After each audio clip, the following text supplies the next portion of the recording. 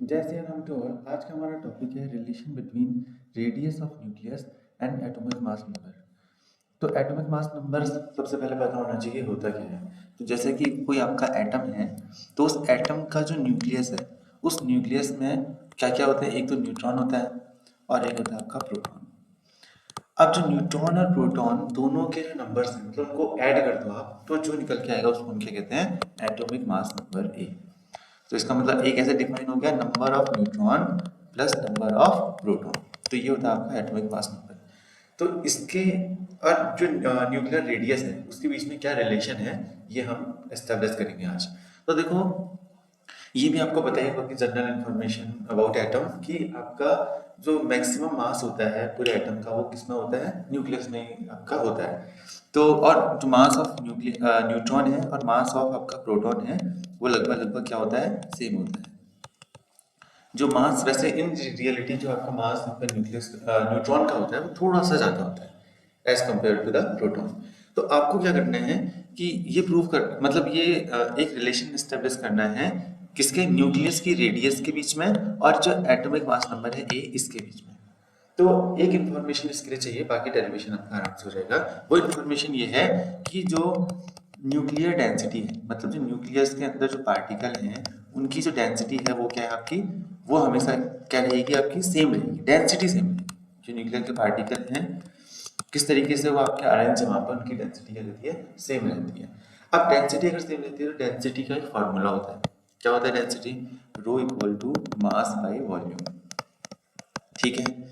तो यहां से आपका दिख रहा है, देखो, mass is proportional to, mass is equal to rho into volume, ऐसा कुछ दिख रहा है हमको, ये यहाँ मल्टीप्लाई हो गया। अब देखो, mass equal to rho into volume, जो कि रो मैं कह रहा हूँ कि वो कांस्टेंट है, क्योंकि न्यूक्लियर डेंसिटी क्या रहती है, कांस्टेंट रहती है न्यूक्लियस की। तो mass is proportional to volume, ऐसा हम कह सकते हैं।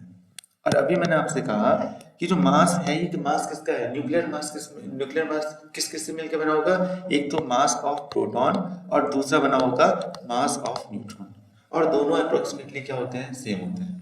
तो मैं ऐसा लिख सकता हूँ, M P approximately equal to M N, और इसको एक नाम दे देते हैं हम एम। तो अब एक सिंपल सी बात है, अगर एक न्यूक्लियन था, इन दोनों को मिलकर के, जो न्यूट्रॉन प्लस प्रोटॉन, इनको हम मिलकर के क्या भी कहते हैं, न्यूक्लियन भी कहते हैं। तो जो एक एक का मास m है, दूसरे का मास भी क्या है, m ही है, हमने मान लिया है।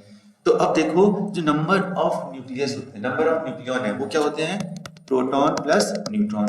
ये इनका नंबर एटॉम, इसी को क्या कहते हैं हम, एटॉमिक मास नंबर कहते हैं। तो अब देखो, क्या करना है आपने, कि जो हम कह रहे हैं कि इसकी जो रेडियस है, इस रेडियस से हमें रिलेशन निकालना है ए का। तो देखो, जो न्यूक्लियस है वो अप्रोक्सीमेटली स्फेरिकल शेप का होता है। तो स्फेयर का जो वॉल्यूम होता है वो क्या होता है, 4/3 पाई r क्यूब होता है। और हमने देख लिया कि mass is proportional to volume. अब ये एक बात है कि जो ये मास है वो किस किस से मिलकर बना होगा, न्यूक्लियन से मिलकर बना होगा। और न्यूक्लियन जो है आपस में, प्रोटॉन न्यूट्रॉन, उनका मास अप्रोक्सीमेटली क्या है, सेम है।